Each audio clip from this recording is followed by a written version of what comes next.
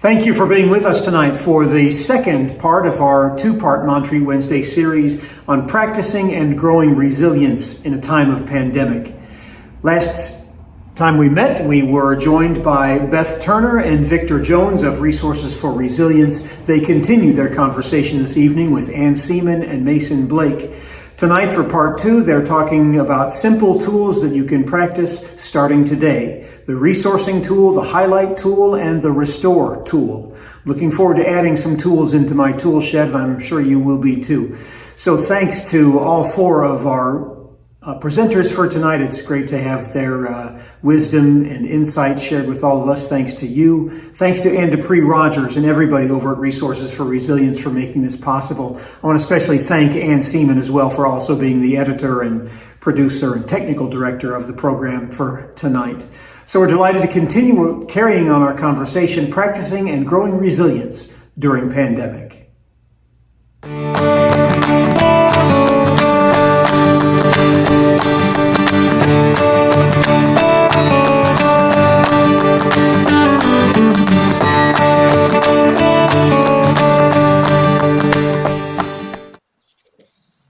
All right, well, want to welcome everybody back to part two of our presentation on resiliency and some tools we can use to feel more connected to ourselves and others and to feel more in a place of settledness and balance during this time of the pandemic and physical separation. So, Victor, I'm glad we're back here together tonight. You want to say anything before I do the first little piece here? I just want to welcome everybody and say we were so grateful to begin with you last week. Oh, well, thank you, Beth. And I'm so happy about being with Mason and Ann and having this time to share more of these amazing tools of reconnect and learning better how to take care of ourselves. So last week we taught some introductory stuff about how our bodies and brains work, about how we're hardwired to survive. We're also, because of that, we kind of have some bias toward noticing things that are harder or that are threatening to us. And some of these tools have, especially with sort of widening the lens a little so we can see that there's more going on than just the hard thing. We got a tool for that. And we'll talk about that shortly. But before we begin, I wanted to review that hand-brain model and just remind us that the way these tools work is that they help us find physical feelings in our body that feel better than when we're feeling triggered or stressed or disconnected. And so all the tools are designed to help us locate those places that feel even just a little bit better. You know, like that one that we did before we began, folks weren't on with us when we put our feet on the ground and noticed the solid and the texture and the pressure and any temperature that we like. All of that was trying to get the attention of our nervous system and communicate to it that right here, right now, we're doing pretty okay, you know? So all of the tools are in some way designed to do that. So I want to go ahead and share my screen. Victor taught us this hand-brain model where we talked about how, you know, if you kind of close up here like this, it kind of looks like your profile and your brain, you know, and then we got your kind of the base of your brain here. And you can imagine that your spinal cord and your body is kind of down this way. And we talked about how there were three parts to our brain, starting with the survival brain, which is where all of our automatic functions, things that keep us upright and alive, our breathing, our heart rate, our temperature staying at the place that keeps us okay, our blood pressure, all those things we don't have to think about. So when we get an injury or some disease of this part, it's, you know, this is life-threatening because this is our survival, what keeps us alive. And then we talked about how this middle part of our brain is our emotional brain, that this is where our memories live and our connection and relationship, especially powerful are those early relationships and how well they went in relation to people that we depended on or that we should have been able to depend on. And in this memory thing, we have this amygdala, which is like a little smoke detector that's always scanning. Am I safe? Am I not safe? Am I safe? Am I not safe? And it is informed by how our life's been, our memories and all of that. So we know that some people who have been through trauma actually have a really active amygdala, or maybe even a larger area of the brain that is paying attention and being hypervigilant and more fearful. Okay. So that's always going on. We're all doing this right now. Am I safe? Am I not safe? And it's just below consciousness, And then we have our thinking brain, which is that the frontal cortex, and this has to do with our critical thinking, with all these advanced skills like problem solving and anticipating things, like being able to control our impulses, use our big grown-up words, do our taxes. All those kinds of things are here. And so what Victor reminded us of last week is that amygdala is scanning, and if it detects something, that whether it's something that we see, or sometimes it's just that we have a sense in our bodies that something's just not right, or maybe there's a memory that in which we felt unsafe, or like we needed to take care of ourselves. When that happens, it's like the smoke alarm goes off. Okay, it's in there, and it goes off, and when it does, it gets our signals going to our survival brain. That's that fight, flight, or freeze, which we're all familiar with. There's also submit and collapse, a few other survival strategies. And the way we notice that we're not safe, first off, is that we notice that we have these feelings in our body that don't feel quite right. That's what we call triggers. But when that smoke alarm goes off and we get into getting mobilized in order to get to safety, or to deal with the threat by, fighting in some form, or freezing in some form, or running away in some form, that we lose access to our critical thinking skills because they're not a priority right now. So that means that we feel less connected to others, and that we can fog out and, just kind of be amped up or shut down. And we just don't feel we have it together. We're kind of out of sorts. And so all of the tools are designed to help us get our brains back online. But to do that, we have to talk to the survival brain. And the language of that part of our brain is the physical feelings. So all the tools have to do with helping us find what it feels like on the inside to feel connected and safe and more settled. Okay, so that's what the tools are about. We have to use the language appropriate to our survival brain, which is physical feelings of safety and connection. Victor, is there anything you'd like to add to that, to what I just said? No, I think that was wonderful as far as understanding how our brains are wired to take care of us, and how it takes care of our body and evaluates what's going on around us. But it's all about keeping us alive, and part of keeping us alive is enabling us to connect with other human beings. Yeah. And I appreciate you saying the connection thing, because last week, when we talked about everybody's heard of fight, flight, or freeze, well, it turns out that our first survival strategy is to look around and find kind faces who are there to be allies with us. And that has to do with, we're born, and as soon as we're born, we're looking up into somebody's face, and the connection process, however well or not well that goes, begins right then. So our first line of defense, or our first strategy, is always going to be connect. And then we go to the other ones when we can't do that. So appreciate you saying that. So Victor is now going to teach us a resiliency tool, the first of the three that we're going to learn tonight, and it's called Resource. All right. Well, thank you, Beth.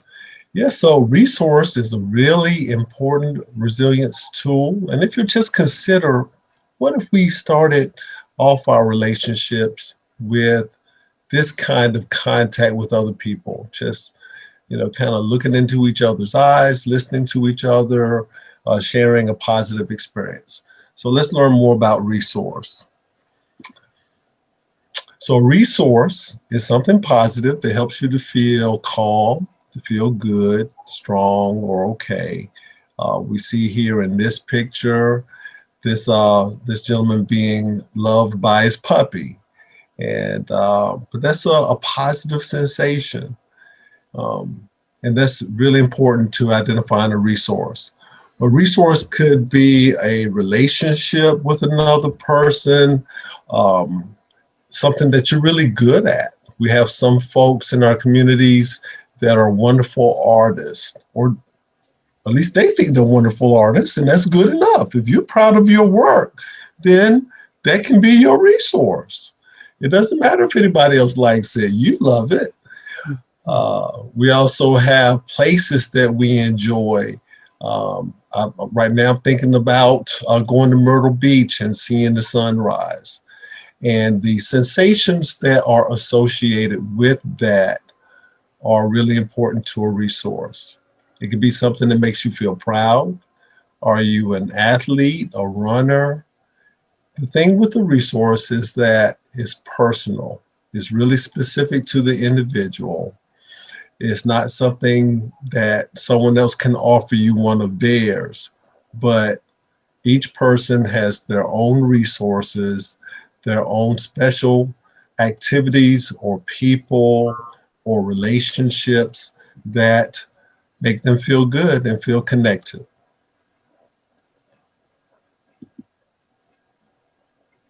So as we look at this picture, and just imagine being one of these children or being this dad and thinking back on this special moment of setting up a tent, maybe in the living room, pretending to camp out, and what that means as far as closeness between each other. So that's the idea of a resource. A specific part of making a resource even more neurologically impactful is detailing. And detailing is utilizing our ability to sense in to a specific moment, an experience, or memory. With this particular aspect, we ask questions that bring in more detail, such as who was there? What was that person wearing? What kind of day was it? Was it a warm day? Was it a rainy day? These types of questions help a person to recall minute details that kind of take them back into that positive moment, but also taking them into that positive experience within their own bodies. It is amazing the sights and sounds and smells, the textures that are captured by our brains. And when we spend a little bit of time trying to see that moment with another person, sensing into it, it becomes a special experience for both people. Mm-hmm. I love utilizing this tool with people, and it allows me to see what they see, to feel what they feel, or at least my body feels that way. And it's just another form of connecting and accessing the healing properties that are already within us as human beings. So literally like trying to create a little video of what's going on, what happened, and being there with that person for several seconds. So at this point, we are going to demonstrate the use of the resource tool, Beth and I, and we'll hope that you'll just look at what happens as we communicate with each other. We use real things that are happening within our lives. It's not a script, it's not something made up, but we utilize the real, authentic issues that are happening, because we all have something that's happening. And with our learners, we also help them because we want you to really experience what these tools mean for our own health and well-being. All right, Beth. I'm Yeah, ready. you're right. And we ask people to talk about something that's causing some stress, not the most traumatic event of their lives, because we're just going to be practicing, in a safe way. So, yeah. Thank you for saying that. Thank you for saying that. Okay, Beth, I'm looking at you and it looks like you've got a little something on your mind. What's going on, Beth? Oh, well, I'm getting ready to take a break. And when you take a break, there's always a lot of well, for me anyway, I really end up scrambling right before I leave, wanting to make sure I leave things in good order and things like that. And I'm actually feeling a little unsettled because I had a really strange day. I was starting to wonder if I had bad karma or something. I don't know. I couldn't get out of the door this morning. Then I realized I don't have any gas in my gas tank. I'm supposed to meet somebody for a meeting at my church. And I go to put gas in and I stick my credit card in that slot and it won't give me back my credit card. So that was kind of weird. Finally got that taken care of and I got to the church and the something had happened with the timing thing on this special freezer that we have that we store extra casseroles for people who may need some food. And I don't know what has happened, but it was like everything was thawed. So I had to clean the kitchen at the church. And it was just, on top of getting ready to leave and all that, I'm aware of feeling a little, I'm really glad to be here with you and doing this class, but there is a little bit of background noise for me right now. Just a lot of, I'm not going to be able to leave it in perfect order, but I want to get it in good enough. And I'm feeling a little like I'm running out of time, which is a little bit of activation, a little bit amped up. Okay. All right. So, Beth, I'm hearing you say that there's a lot of little things that have been going on as you're trying to tie up some loose ends so that you can take some time for yourself. And the credit card and the gas things that, oh wow, this on top of everything else, and the refrigerator thing, and just one little thing after another that was happening as you're trying to tie things up and get out the door. Yeah, it just was one of those days that got complicated, and I was starting to feel like, what's going on with the stars? How you think about that sometimes. Yeah. So, Beth, what is especially troubling for you with all this stuff? Well, I do tend to want to leave things in really good order when I go away, and it's not going to be as perfect probably as I would like for it to be. There's going to be some things that in the end, I'm just going to have to just let them go, and I think I'm doing okay with that, but I have some feelings about it. That the closer it gets to when I'm saying I'm done, the bigger the list of things that I'm having to categorize as non-urgent. And anyway, yeah. Okay, so you feel a great deal of responsibility to have things just so, and they're not going to be as just so as I would like for them to be. And then and they're not going to be as just so as you would like for them to be. That's right. Okay, all right. And establishing these things are the most important things, or these are a little less important. Right.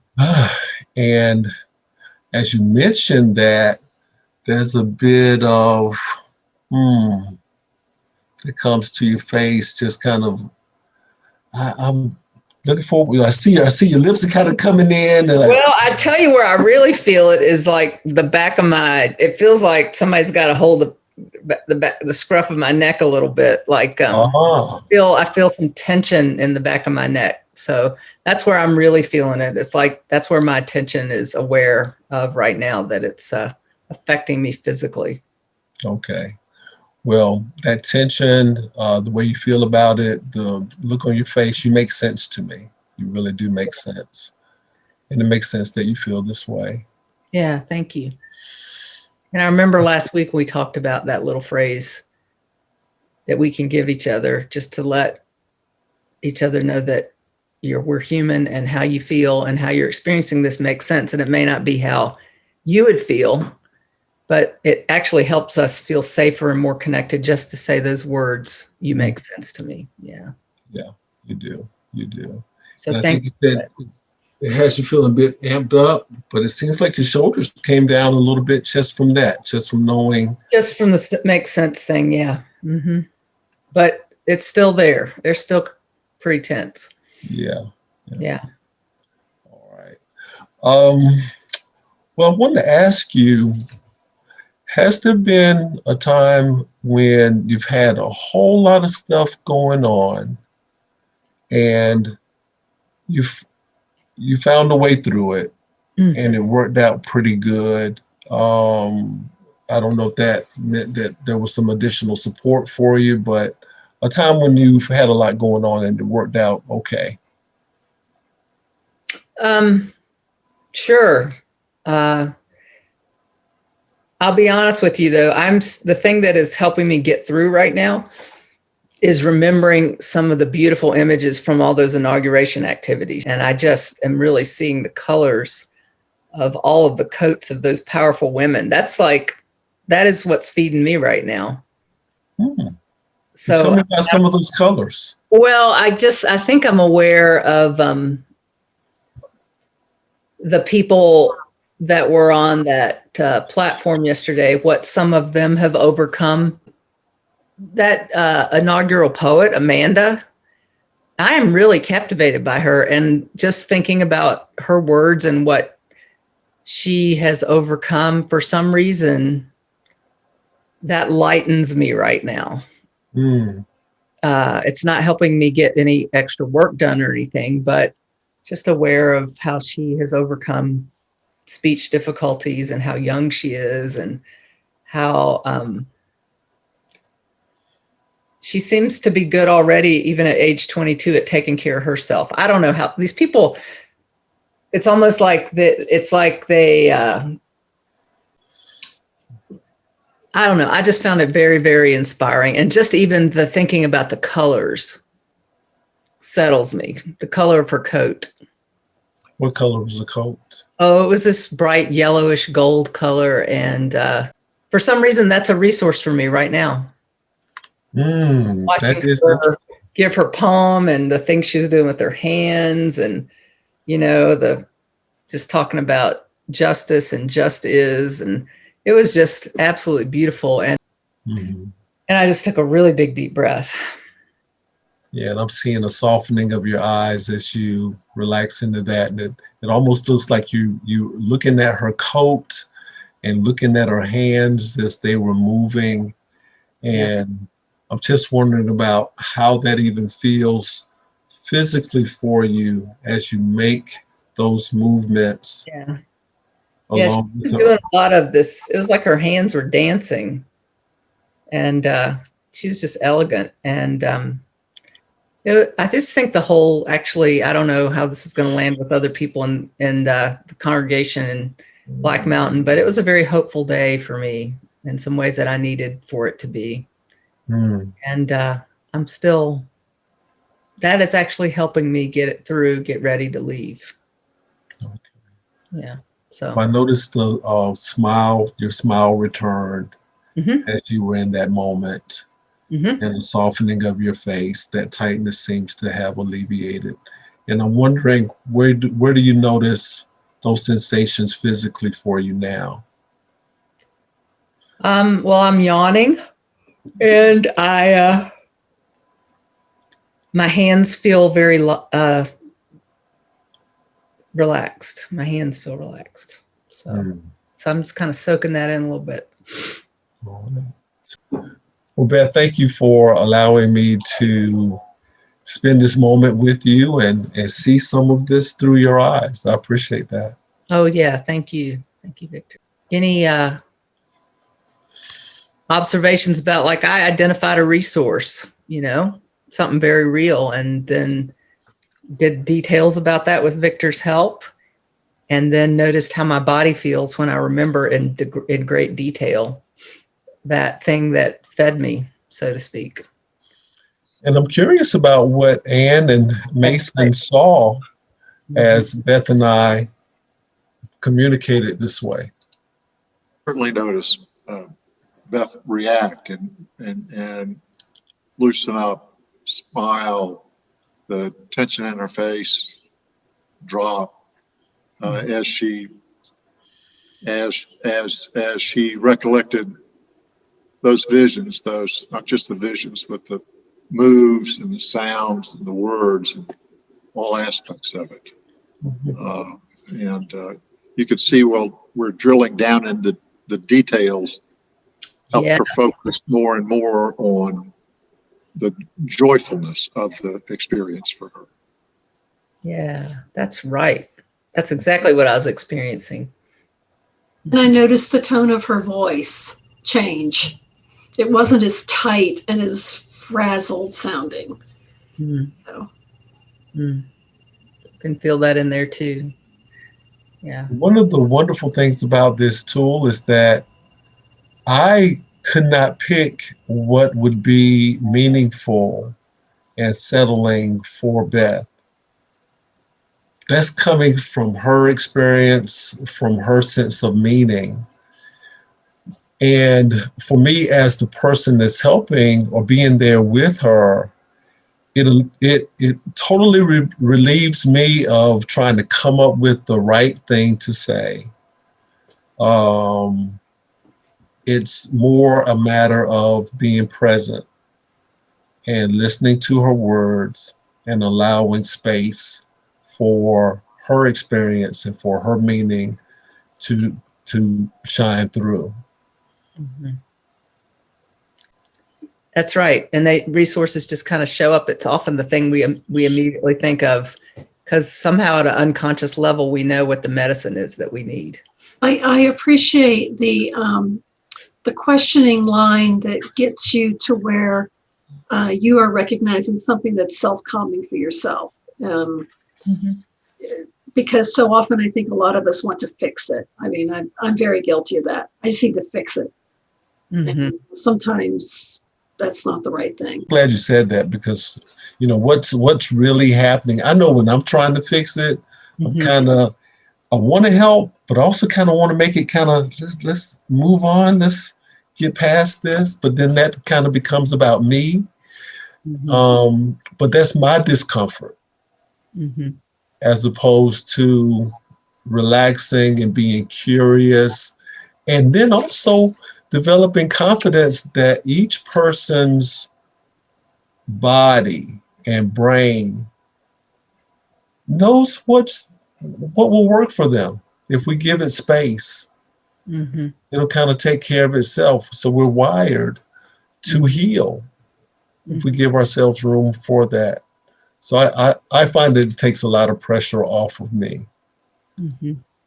When you invite someone to think of a resource, or you can do this by yourself, thinking of something that is meaningful to you, but remembering all the sensory parts of it and who is there, and it's a very specific thing.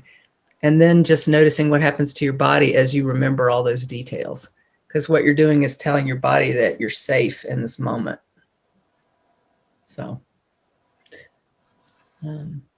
Victor, I'm thinking about how we had planned to teach 3 tools, and I don't think we're going to get to teach 3 tools in the amount of time that we have left, which is okay. You're going to be teaching, or I guess I'm going to be teaching the Restore tool. Is that right? A moment. We'll kind of do this together. But the Highlight tool, which is the one that we probably won't get to, is a kind of a resource. But it does have to do with finding the helpers in the situation, or the thing in the middle of a hard situation that's helping us get through it, that's what you asked me initially. And that is a resource. It's a special kind of a resource where we highlight even the little teeny thing that is making it possible for us to get to the other side of it. So I'm not sure we'll get to that tool, but if we don't, just to name that Highlight is a special kind of a resource, and it's very useful during COVID.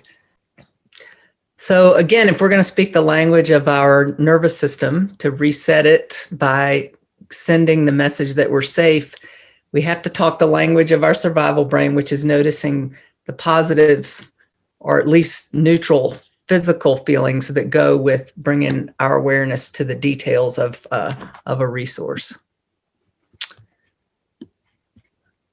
So we're going to talk now about this tool called Restore. You all, Anne and Mason, brought up to us about how people are feeling some struggle around getting sideways with the folks that they have to be with constantly because nobody can go anywhere. And so this is a reconnecting kind of tool that is about relationships and how we can give the gift of some words that we could use to hear to someone in a way that helps them feel more connected and safe. And so it's like that word or phrase becomes the resource. It's so important, especially right now, that we look for opportunities to show compassion. And if we were in the longer format of this training, we would talk about the difference between sympathy and empathy. But just for now, I wanted to say that the word compassion comes from a couple of words that mean to suffer with. And, you know, we're with someone, we're not able to really fix it, but we're not alone. So it's about being with someone else. If we were in the expanded training, we would brainstorm what compassion is and some phrases of compassion. Because we have the amount of time we have, we're just going to kind of offer some to you. That compassion has to do with, with showing genuine concern. It has to do with offering understanding and kindness when, as humans, we make a mistake, either when we make a mistake or somebody else does. And just admitting, let's be humble here, it is just human to suffer, to fail, and to not be perfect. A tool like this Restore tool helps us let go of some of the judgment that we have toward ourselves and towards others. And again, we're not really able to fix it. So we try to set that aside and just offer being with another rather than presuming to know what they need to do or what will work to help them feel better. It comes from them, just like that resource came from me. So we've all had words spoken to us or that we've spoken to others when someone is suffering, feeling disconnected, alone, or even shame. Some of those that we've come up with over time that seem to be especially powerful. Some examples would be just acknowledging this is really hard right now. And you can see how there's a big difference between that and fixing it or even saying, I understand. We try to avoid that phrase, I understand, because we don't know exactly what it's like to be another person. I am here and I care about you. I'm sorry that happened. I'm sorry. I feel sorrow for you, not sorry for you. To let folks know that it makes sense to us that they feel that way, or we can say it's normal to feel that way. You're not alone. And, you know, look right here, I'm the evidence for that. You know, everybody makes mistakes. None of this changes how I feel about you. And then this phrase, I've got you. I have a lot of friends who'll say that. I got you, Beth. I got you. So when we get out of joint with folks that we care about, or when we feel like we've made a mistake and that we've been seen by others as having done that, sometimes we can feel this jolt, a special kind of a jolt that bumps us out of our resilient zone. And that jolt is a shame jolt. And just like any other jolt, anything that can stress us or trigger us or overwhelm us, shame it functions like that, and we can get amped up. And when we get amped up from feeling shame, we often go after the other person, you know, or we go after ourselves, you know. It gets like fight energy going. It's a way we try to get out from under the suffering of shame. Or we can just hide out because we, feel bad about ourselves, or we feel like we don't deserve to be able to stay connected because maybe we've been not ourselves and we've said or done things during a time where we're all feeling a lot of pressure and stress, things that we're not proud of. So shame can be like the jolt. And Victor, you want to say something about this picture? I know it's really important to you. A powerful image. This picture really does speak to me. And looking at this young person with his hand on the wall and his other hand over his mouth, I just see that wall as shame. And that wall of shame is separating him from people that I imagine to be on the other side that would want to be close to him, that would want to embrace him, but he can't get past his own wall of shame. And having his hand over his mouth, that just speaks to me so much. When I'm feeling shame, I don't want to talk about it. I don't want to tell anyone. I get quiet and I become unreachable. So that picture really does speak to me about how shame is a barrier to connection. It doesn't mean that people don't care, but somehow you can't let them in. You can't let them close. Mm-hmm. Yeah, thank you. And Brene Brown, who's one of our teachers, she's an expert on empathy and shame and helping people deal with realizing that we're all just human, and that vulnerability is kind of the path forward. She says to just everybody admit that we're not going to be perfect here, and that we can find our way back to connection by showing grace to each other. She says shame is an intensely painful feeling or experience of believing we're flawed and therefore unworthy of acceptance and belonging. So there's that wall that Victor was just talking about, that it's a real physical feeling to feel separate and very painful. We wanted to say, as we're speaking to you all and to your congregation, that shame, part of the pain of is it's so very personal and particular, and it can cause us to believe that how we're feeling and what we're suffering under is nobody would understand it, and it wouldn't make sense to anybody. But it comes in all shapes and sizes. It affects people of all ages, and it makes us want to hide often. So in this, using this tool, the resource, that thing that helps, the resource is a phrase or a sentence that a person lets us know that would be really healing or helpful to them to hear right now. And so you can use this with a family member. I phone a friend and I'll say, I've been feeling this way, and I'm aware that these are the words that I need to be blessed with, as you might say in the church. This is what would be medicine to me. These words, could you say these words to me? And then let me notice how that lands in my body in terms of, this is going to help me feel more connected and more settled.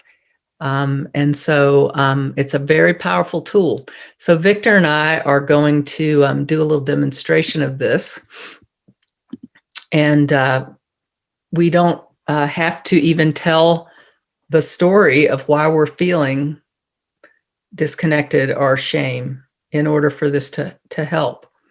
And we actually put people in dyads sometimes in our trainings and just get them to think about that experience of shame, and then to think about the phrase they need to hear. And they tell their partner what they need to hear. They don't tell them the story, and it still helps to lift some of that. So I don't know, Victor, how you want to do this today. Do you want to do it that way?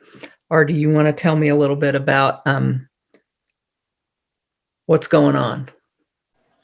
I've got a little bit of, I can tell just a little small story. Sure. I had a situation where I was teaching a class, and one of the students in the class was a doctor who does many things throughout the hospital regarding COVID and teaching students and so forth. Mm. And on this occasion, there was the question of what does I'm just going to say Dr. Smith, what does Dr. Smith do? And one of the things that she does is deliver babies, which to me is absolutely remarkable. I'm not trying to deliver any babies, but out of all the things that she does, I just responded, she delivers babies. And then I thought about, out of all the things, why did I only say that? And I wondered about how that might be interpreted by her. And I felt, I felt like it may be interpreted as me minimizing her role and her duties and so forth. So I did feel a bit of shame about that. I felt that coming on, that speaking too quickly and without thinking through things more thoughtfully, that I might have been rather dismissive towards this person.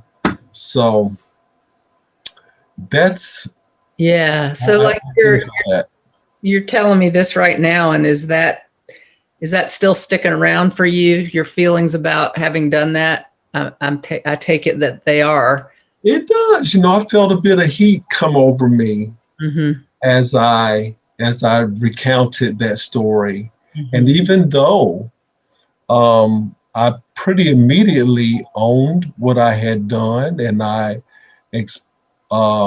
asked for forgiveness, and she said she didn't take it harshly or anything, but it did mean something to me, because it is important to me that I respect the roles and incredible talents of women throughout history. And it's something that I feel like I put a lot of time into studying, but that fell out of my mouth that way. And yeah, I felt some heat about that. So you feel that right now? I do. Do you see it? Maybe, but you're telling me that you feel heat and it's on your head there, and my head down through my neck. Okay. Yeah. So I do know about you that you seek to be a very, very respectful woman appreciating, human appreciating person. So it makes sense to me that if you fell short of that, that is a guiding aspiration in your life. And I know that about you, that it makes sense to me that you would feel like, wow, I really made this person into an oversimplified human being, and to be worried that it was hurtful in some way, so that you feel heat right now on your and through your chest. That does make sense to me, knowing you. So I'm wondering, Victor, if there is something that you could use to hear from me that you think might be just the right medicine, some words of restoration. And I'm going to speak those to you 3 times and see if you notice anything that feels even a little bit better with regards to that heat and feelings in your chest. The first thing that comes to my mind is it's okay to continue growing. Because I know that I've grown a lot in that regard. Yeah. I don't know what arriving would mean, but it's okay to continue growing. Okay. So just to let the folks that are listening to this know that the way we do this is we let the person tell us what their medicine is. I don't say, well, Victor, I really think it would be better if I said this, like right? So I'm going to take what you said and I'm going to say it to you 3 times. That's how we do this. And I'm going to pause in between each time to see if you notice any relief in your body as I say this to you. So, Victor, I want to let you know that it is okay to continue growing.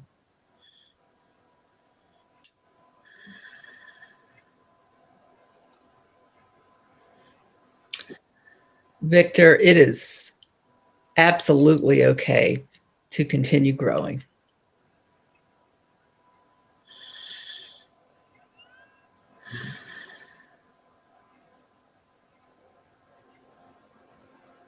Victor, it is okay, and I mean this.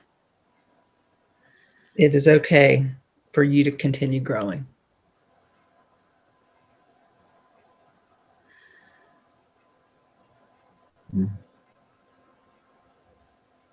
So what are you noticing as you hear those words? Anything different physically or not? I don't feel the heat. The heat has dissipated. Yeah. I'm actually starting to feel more cool, more like the temperature of the room, because the room is a little bit cool. Okay. So yeah, I'm starting to feel the coolness of the room again. Yeah.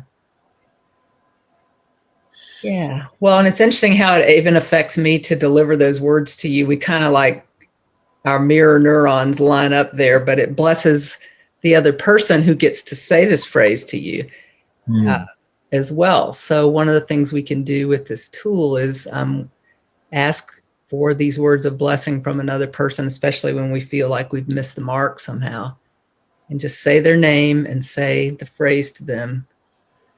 Take a pause and let it soak in, and then repeat it a couple more times. That's a way we can reconnect with each other when we're